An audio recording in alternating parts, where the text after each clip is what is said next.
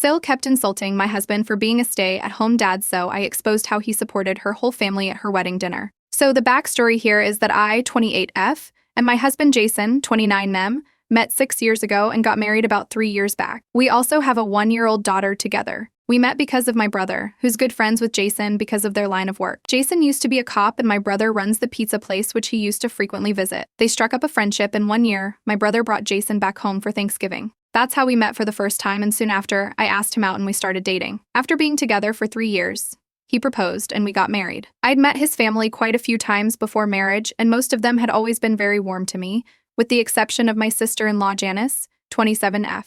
Even my mother-in-law was pretty nice to me, but she wasn't, for whatever reason. Jason kept telling me that she would come around eventually, but she never did. She never showed her dislike for me outright and in front of other people either, and kept things subtle. Backhanded compliments, insults discussed as jokes and stuff, you know, the usual. Initially, it would really get on my nerves, but after a while, I learned to ignore it, because it didn't make sense to give her the satisfaction of letting her get under my skin. She never said anything in front of Jason, probably because she didn't want to take that risk and turn him against her. But he knew about my equation with his sister, and made sure that I was not left alone with her whenever we visited his family. I didn't want him to cut his family off, or even cut his sister off, because it just wasn't worth it to go to so much trouble, all because of a few mean jokes and insults or whatever. So we just dealt with the situation by not dealing with it and letting her say whatever she wanted to while I tried my best to just ignore it. That's what Jason did as well. It wasn't ideal, but we didn't have much of a choice, so we just had to suck it up and let her continue with her stupid and weird behavior when it came to me. Since we wanted to maintain the peace of the family. Thinking back on it, I'd said something and nipped this in the butt instead of being all self-conscious and being afraid to speak up for myself. I just didn't want to be labeled as that woman who gets mad at every little thing and breaks up families. And that's why I stayed quiet for a long time, but I just couldn't anymore after what happened recently. Jason was a cop, but he quit the force a few months ago because he wanted to be a stay-at-home dad. So I'm a working mother and I don't have an easy job. I'm a trauma surgeon. We have a daughter and we are really struggling with how to make this work-life balance arrangement work. Of course, both of us have high-pressure jobs and couldn't exactly afford to spend much time at home. We did have the daycare and our parents would take care of our daughter whenever we needed them to, but it wasn't good enough for us. We were missing out on spending time with her, and it felt like she was going to grow up without her parents around much if we went on that way. So about a year ago, Jason and I had a serious conversation about this, and he told me that he was going to quit the force to spend more time with our daughter at home. I didn't force him into making that decision, but he decided it for himself because I made more money than him, and he believed that it was only fair that he quit his job. So our daughter would have at least one of us around for most of the day. I asked him if he was sure about that, probably thousands of times, before I was finally convinced that he actually wanted to go through with this and become a full-time dad. It was a huge step to take, and I knew how much my husband enjoyed being a cop,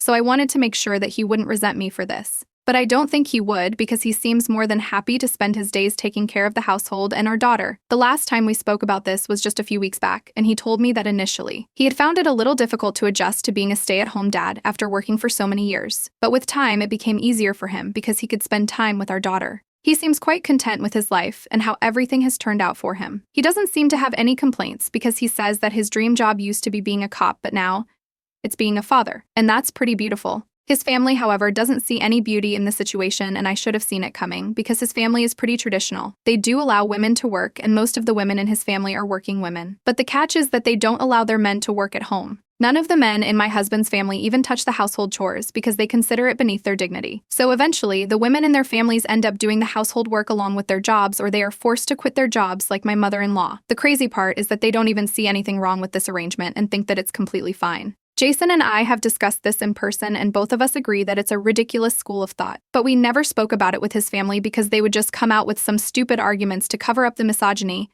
and we didn't want to get into that. If they were happy living their life that way, then who are we to judge them for it? Thankfully, Jason and I always split everything equally, and sometimes he would even do more of the household work than me, in case I ended up working late. And now, of course, he's doing everything at home and holding down the fort there while I bring home the money. To us, it doesn't really matter who does what, as long as we're all happy and healthy and there's food on the table. His parents and sister, however, strongly disagree with this and are very upset with Jason's decision to quit the force and stay at home with our daughter. They think that it makes him less of a man or whatever, and have been arguing with him for months about it. I tried to intervene at first, but his parents made it very clear that my interference would only make their relationship worse. Jason didn't want me to come to his defense either because he didn't want to involve me in this mess, so I stayed out of their way. It took them a while, but they did come around to our new arrangement and haven't brought it up for quite a few months. It also probably helped that they had new things to think about, like Janice getting married.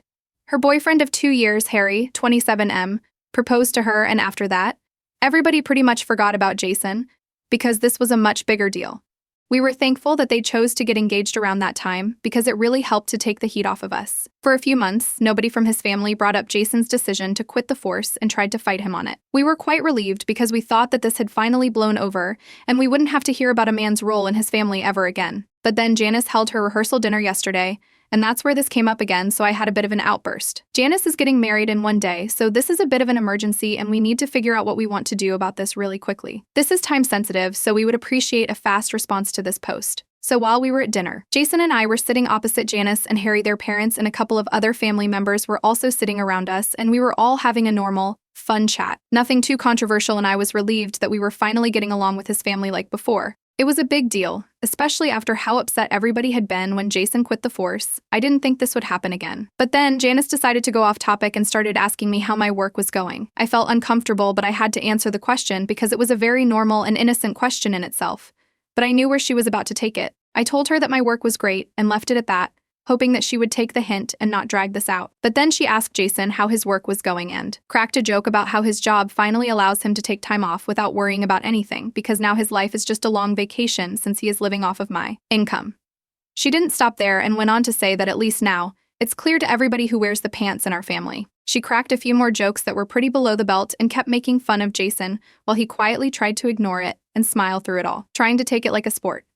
But I couldn't handle it, and I just lost control. It was probably years of her getting on my nerves and months of having to deal with Jason's family and their annoying beliefs. Something in me just snapped, and I decided to bring up something that nobody wanted to hear. I told her that she could crack as many jokes as she wanted to, but Jason was still a better man and an overall better human being than everybody in their family combined. I told her that she really had some audacity to make fun of Jason, considering the fact that she wouldn't even have been able to go to college had it not been for him, and never met Harry if Jason didn't choose to give money to his parents to help them out ever since he was 18. Nobody likes talking about it because it was a very dark period in their lives, but Jason's father had lost his job back when Jason was still in high school. Janice was too spoiled and oblivious to even notice the problems in her family and her parents, and Jason decided that they would do their best to make sure that she doesn't find out about it either. So they never said no to anything that she wanted, even while they were struggling, to make sure she didn't end up worrying about their finances. Jason had to take up 2 jobs to be able to support his family back then, while his father continued to search for a job with decent pay. They didn't have to suffer for more than a year, and until then, they had Jason to support them and some savings to sustain them. Janice never found out about it